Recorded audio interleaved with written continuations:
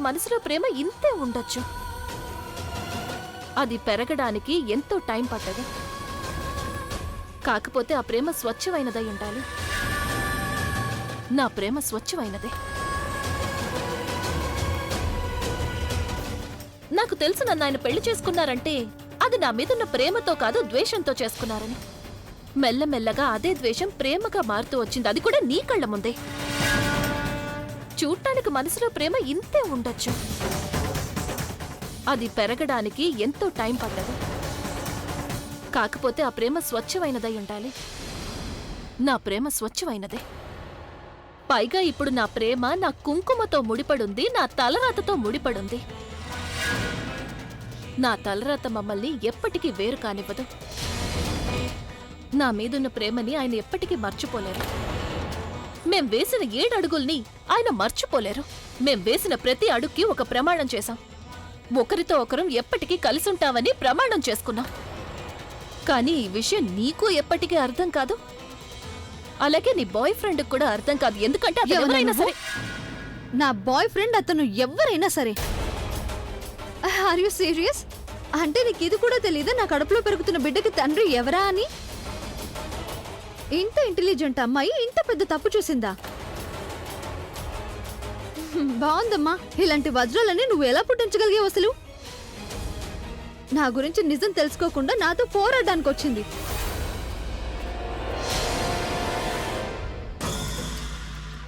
ఇదైతే ఎలా ఉందంటే ప్రజ్ఞ, లంక మొత్తం కాల్చి బూడిద చేసిన తర్వాత అసలు సీతను ఎత్తుకెళ్ళింది ఎవరు అని అడిగినట్టుంది కదా.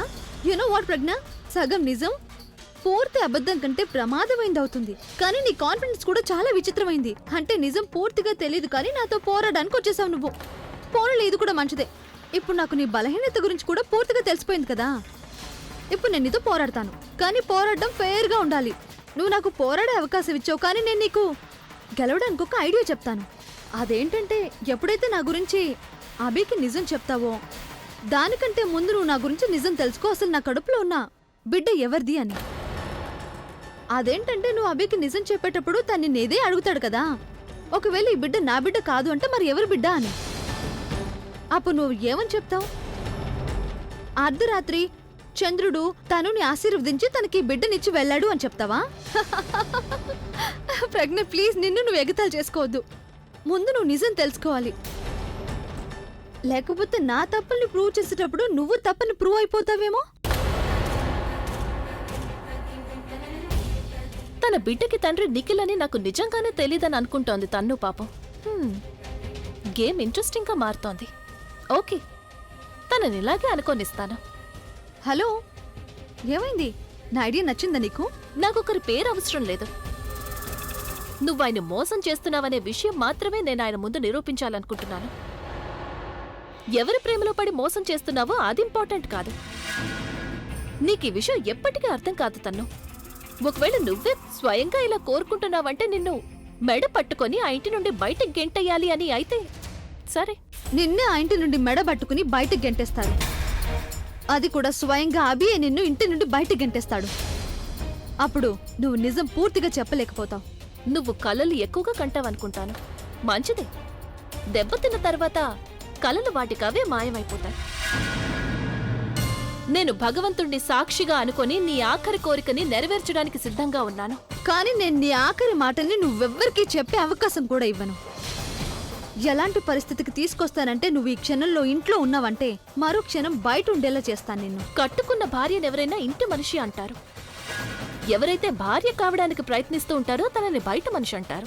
అందుకే ఖచ్చితంగా నువ్వే బయటకు వెళ్తావు. కాలమే చెప్తోంది అభితో కలిసి ఇంట్లో ఎవరుంటారు, బయటకు ఎవరు వెళ్తారని. నువ్వు నన్ను ఛాలెంజ్ చేస్తున్నావా? ఇంతవరకైతే నేను చేయలేదు. ఇప్పుడు అనుకుంటున్నాను చేస్తే బాగుంటుందని.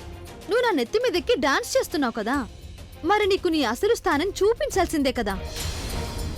సరే, నేను ఒప్పుకుంటున్నాను ఈ బిడ్డ అభి బిడ్డ కాదు అని, వేరే వాళ్ళ బిడ్డ. కానీ ఈ బిడ్డకి మాత్రం అభి పేరే దక్కుతుంది. మెహరా కుటుంబానికి వారసుడవుతాడు వీడు. ఇక వేట గురించి అయితే నువ్వు కలలు కంటున్నావో అవన్నీ కూడా వీడికే సొంతమవుతాయి. నీకు దమ్ముంటే నన్ను ఆపి చూపించు. అభి ముందు నా నిజ స్వరూపం బయటపెట్టు. నన్ను ఎక్స్పోజ్ చేసి చూపించు.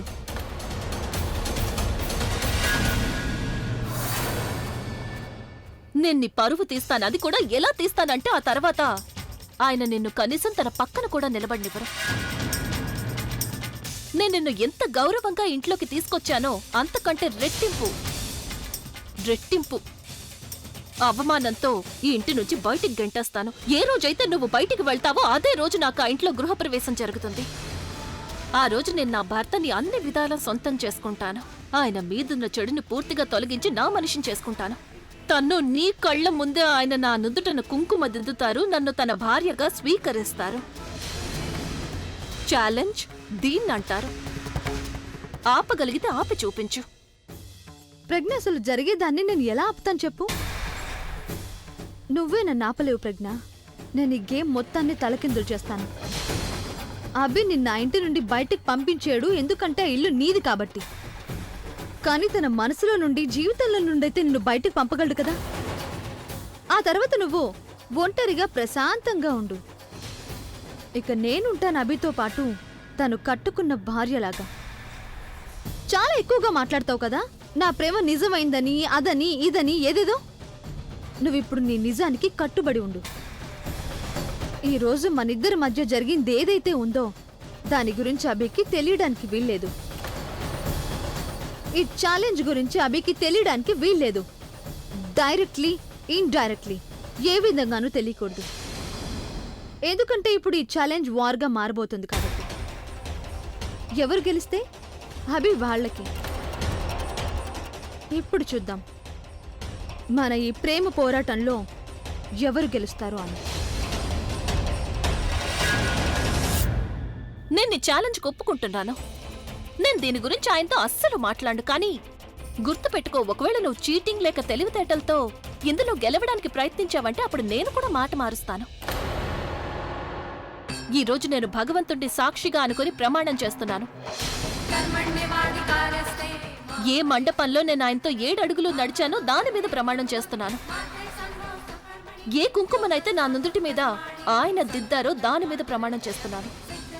ఆయన నా మెడలో వేసిన మంగళసూత్రం మీద, ఆయన మీద నాకున్న ప్రేమ మీద నేను ప్రమాణం చేస్తున్నాను. నేను నా భర్త మీద ప్రమాణం చేసి చెప్తున్నాను, నీ ఈ బిడ్డకి ఎట్టి పరిస్థితుల్లోనూ ఆయన పేరు దక్కనివ్వను. ఈ బిడ్డ గురించి ఆయన ఆలోచనలలోనే కాదు, ఆయన మనసులోంచి కూడా తుడిచేస్తాను. ఒకవేళ ఏ బిడ్డకైనా ఆయన పేరు దక్కుతుంది అంటే అది నా బిడ్డ అవుతుంది. అది ఆయన అంశం అవుతుంది. ఆ బిడ్డ మా ప్రేమకి గుర్తవుతుంది. ఆ బిడ్డే మెహరా కుటుంబానికి వారసుడవుతాడు.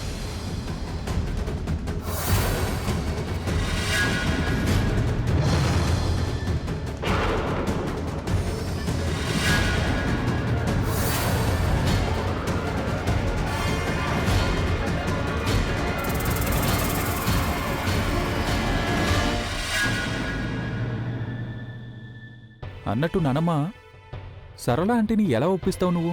ఆ మొగెంబోని కొట్టిస్తా అన్నావు కదా. అరే అబి, ఇవన్నీ నువ్వు నాకు వదిలేసేయ్. నేనున్నాను కదా, నాకు తెలుసు నేనావిడికి ఎలా చెప్పాలి, ఏం చెప్పాలి అని. ఇంటి గురించి మాట్లాడుతున్నావు, ఇంటి నుంచి ఫోన్ వచ్చింది. ఒక్క నిమిషం. హలో. అమ్మమ్మ, అమ్మమ్మ, నేను నీకు మెసేజ్ చేద్దామనుకున్నాను, ఇంతలో నువ్వే ఫోన్ చేశావు. విషయం పూర్తిగా సెట్ అయిపోయింది. ఇక లేట్ చేయకుండా త్వరగా వచ్చేసేయ్. లేదమ్మమ్మ, నేను ఇప్పుడు ఎక్కడికి రాలేను. మీరు ఆయన తీసుకొని ఇంటికి వచ్చేయండి. ఇక ఏం జరిగినా అది ఇంట్లోనే జరుగుతుంది. నువ్వు ఉన్నట్టుండి ప్లాన్ మొత్తం మార్చేశావు. ఇప్పుడేమైంది అసలు? అమ్మమ్మ, విషయం చాలా పెద్దది. ఇంటికి వచ్చిన తర్వాత మీకు వివరంగా చెప్తాను. ఆయన తీసుకొని మీరు ఇంటికి వచ్చేయండి. ఈలోగా ప్రవీణ్ కూడా రమ్మని చెప్తాను. అలాగే, సరే వస్తున్నాను.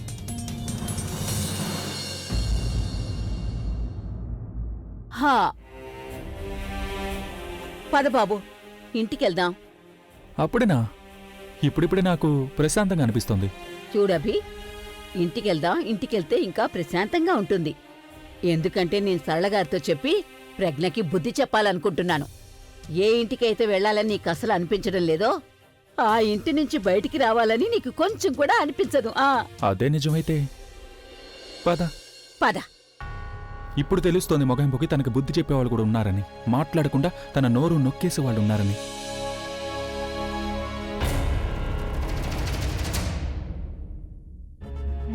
ఇక్కడ దాకా వచ్చాను కాబట్టి నేను ఆ రఘుని కనిపెట్టే తీరుతాను. కానీ కానీ ఇక్కడ అందరూ తన మనుషులే ఉన్నారు.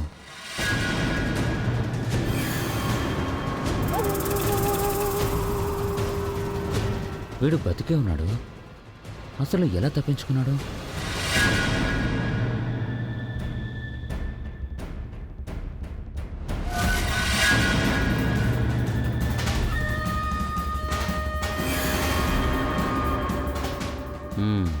మాకు నిద్ర లేకుండా చేసి వీడు ఇంత ప్రశాంతంగా ఎలా నిద్రపోతాడు?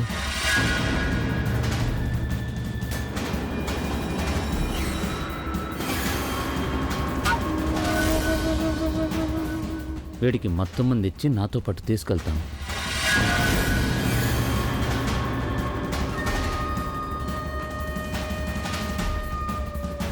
ఒక్కసారి వీడు నా కంట్రోల్లోకి వస్తే అప్పుడు వీడి చేత నేను చెప్పించాలనుకున్నది అభిముదు చెప్పించేస్తాను.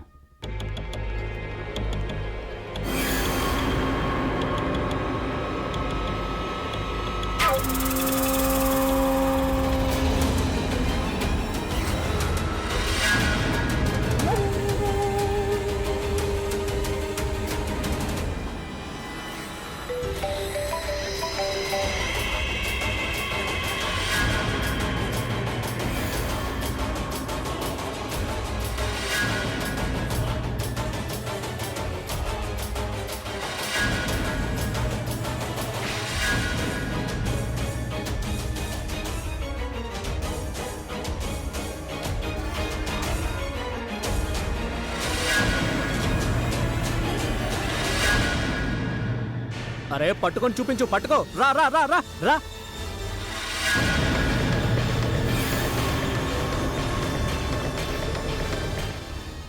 వీడు మళ్ళీ దయ్యంలాగా ఎటు మాయమైపోయాడు?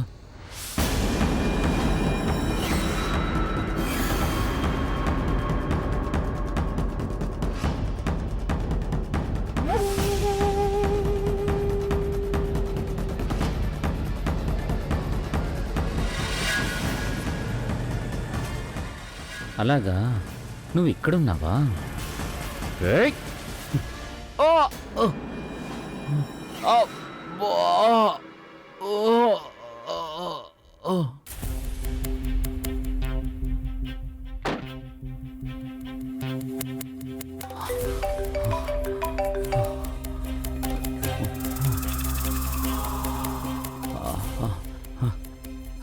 తను నిఖిల్ నువ్వెక్కడున్నావు? నీకు ఇందాకటి నుంచి ఫోన్ చేస్తున్నాను. ఏంటి? నేనక్కడ. సరిగ్గా మాట్లాడు నిఖిల్. నువ్వు తాగేసి మాట్లాడుతున్నావా? లేదు లేదు, నేను మంత తాగలేదు. మత్తులో ఉన్నానంతే. నేను ఇక్కడ టెన్షన్ పడుతుంటే నువ్వు అక్కడ తాగేసి ఎంజాయ్ చేస్తున్నావా? త్వరగా ఇక్కడికి వచ్చా. I need your help. ప్రజ్ఞని నిరికించాలని చూస్తోంది. నేను ఎక్కడికి రాలేను. నువ్వు త్వరగా రా. అది మత్తు మందు లాక్ చేశారు నన్ను. పక్కనే ఉన్న ఒక సెవెంత్ బ్లాక్ లో ఉన్నా నేను. త్వరగా రా ప్లీజ్, త్వరగా. నువ్వు అక్కడేం చేస్తున్నావు? అది నేను ఇక్కడ. హలో హలో, ఏ నిఖిల్ ఉన్నాడే, పని వాళ్ళతో కలిసి తాగడం మొదలు పెట్టాడు. రాంగ్ ప్లేస్ రాంగ్ టైంలో. నేనేం చేయాలి ఇప్పుడు? వెళ్ళాల్సిందే కదా. తను లేకపోతే నేనేం చేయలేను కదా.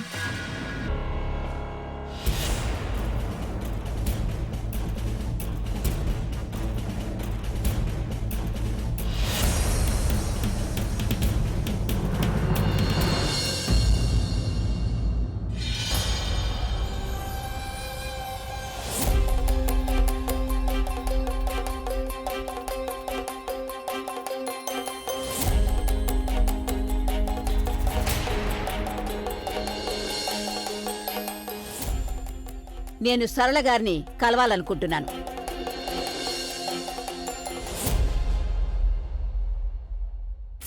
ఇదేంటి, నాన్నమ్మకేమైంది? అసలు తను ప్రజ్ఞని ఏమీ అనలేదు.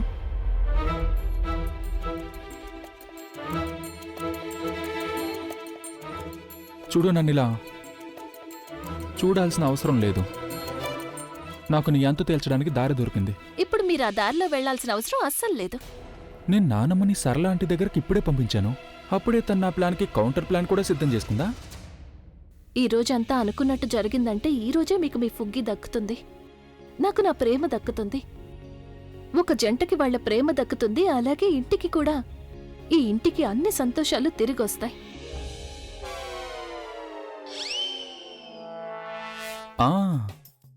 నువ్వు ఇంతకు ముందులాగా నీ కళ్ళతో నా మీద మ్యాజిక్ చేయాలనుకుంటున్నావు కదా అవునా?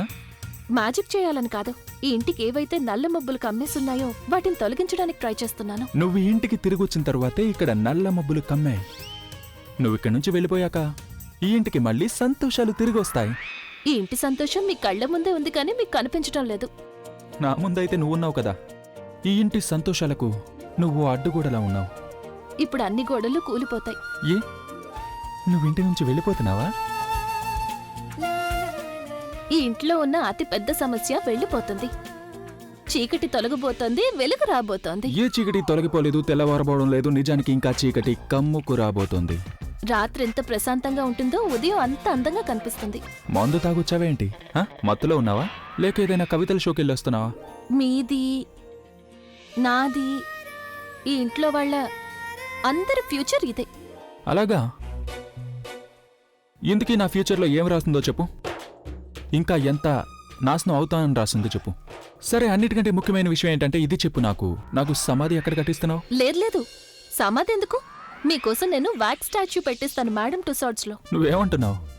Wax statue? ఇది చాలా మంచి విషయం. నేను కూడా నీ ఫ్యూచర్ చూశాను. నేను నీకు వ్యాక్స్ స్టాచ్యూ ఏమీ పెట్టడం లేదు. ఇంతవరకు నువ్వెప్పుడు ఊహించింది నీకు జరగబోతుంది. మీరెప్పుడు ఊహించనిది ఈ రోజు రాత్రికి జరగబోతోంది. ఒకరు పూర్తిగా దూరం అవుతారు, ఒకరు శాశ్వతంగా దగ్గరవుతారు. అంటే? ఈ రోజు రాత్రి వరకు వెయిట్ చేయండి. ఆ తర్వాత మీకు మీ ప్రశ్నలు అన్నిటికీ జవాబు దొరుకుతుంది. తన మాటలతో నన్ను మాయ చేయాలని చూస్తోంది. నేను తన మాటల్లో ఇరుక్కుపోకముందే నానమ్మ తన ప్లాన్లో ఎంతవరకు సక్సెస్ అయిందో వెళ్ళి చూడాలి.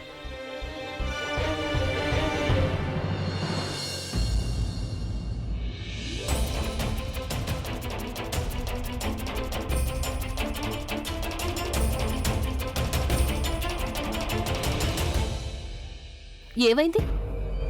నీ మొహం ఎందుకు అలా మారిపోయింది? నా మొహం మారిపోలేదు. ఏంటి వాతావరణం మారిపోతుంది, టైం మారిపోతుంది. అండ్ యు నో వాట్, త్వరలోనే నీ నాయకత్వం కూడా మారిపోతుంది. నాయకత్వం కోసం నేను రాలేదు. ఇక్కడ రాజ్యం వెళుతున్న వాళ్ళ ఆట కట్టించడానికి వచ్చాను. వాళ్ళందరూ వెళ్ళిపోయారు, ఇక నువ్వు ఒక్కదానివే మిగిలావు. అభి నన్ను ప్రేమిస్తూ ఉన్నంత వరకు నువ్వు నన్ను ఇంటి నుండి కదిలించడం కుదరదు ప్రజ్ఞ. తన్ను నువ్వు ఆయన కళ్ళల్లో నీ మొహం చూసుంటావు, అందుకే ఆయన నిన్ను ప్రేమిస్తున్నారని భ్రమపడుతున్నావు. ఆయన మనసులోకి తొంగి చూడు, అక్కడ ఎవరున్నారో అప్పుడు తెలుస్తుంది. ఆ తర్వాత నువ్వే స్వయంగా వెళ్ళిపోతావు. నీ కుంకుమ మీద, నీ మంగళసూత్రం మీద నీకు చాలా నమ్మకంగా, చాలా పొగరుగా ఉన్నావు కదా నువ్వు. యు నో వాట్, ఇవన్నీ కూడా కేవలం మన తృప్తి కోసం మాత్రమే, మనసులను కలపడానికి కాదు. అవి అప్పుడు కూడా నిన్ను అభిని వేరు చేస్తాయి, ఇప్పట్లాగే వేరు చేస్తాయి.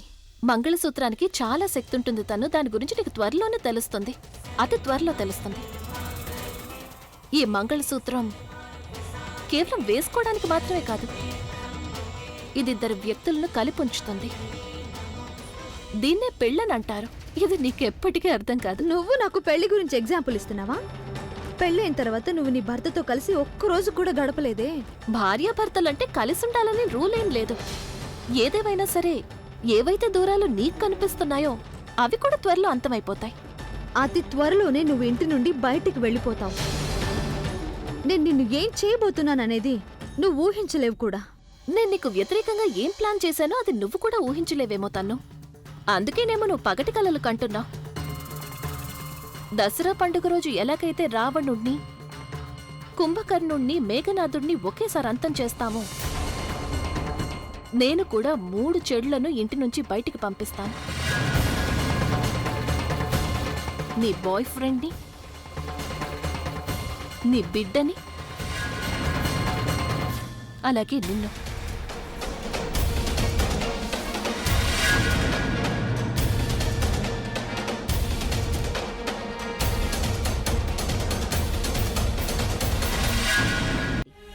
నేను కోపంగా ఉన్నట్టు యాక్టింగ్ చేస్తాను, కేవలం యాక్టింగే. అలాగే మీరు కూడా సైకిల్తో బాగా యాక్టింగ్ చేసి చెప్పండి ప్రజ్ఞ మీద మీకు చాలా కోపం ఉన్నట్టు, సరేనా? చూడండి, నేను కేవలం అంటే కేవలం మీ గురించి ఆలోచిస్తున్నాను. నేను ప్రెగ్నెని అందుకే ఏమీ అనకుండా ఉన్నాను. కానీ ఈ విషయం ఇప్పుడు హద్దులు దాటిపోతోంది. తను నా మనవణ్ణి ప్రశాంతంగా బతకనివ్వడం లేదు. నేను మీకు ముందే చెప్తున్నాను, మీరు మీ అమ్మాయిని అదుపులో ఉండమని చెప్పండి. లేకపోతే నేను తలుచుకున్నానంటే అంతు తేల్చేదాకా వదిలిపెట్టాను. తర్వాత మీకు నేను చెప్పలేదని మీరు నా మీద కోప్పడకూడదు. మీరే చూడండి, నా మనవణ్ణి ఎలా తయారు చేసిందో చూడండి. అందరికీ సంతోషాన్ని పంచేవాడు, నవ్వుతూ ఉండేవాడు. ఎంత బాధగా ఉంటున్నాడో చూడండి. చూడండి సరళ గారు, ఇప్పుడు మీ కాళ్ళు చేతులు కదలడం మొదలు పెట్టాయి. నేను ప్రెగ్నెని మీ ముందుకి తీసుకొస్తాను. నేను మీ చేతిని పట్టుకుని తనని 2 చెంప దెబ్బలు కొట్టిస్తాను, సరేనా? ఆంటీ గారు అదేం వద్దు. అంత కష్టపడాల్సిన అవసరం ఏం లేదు మీకు.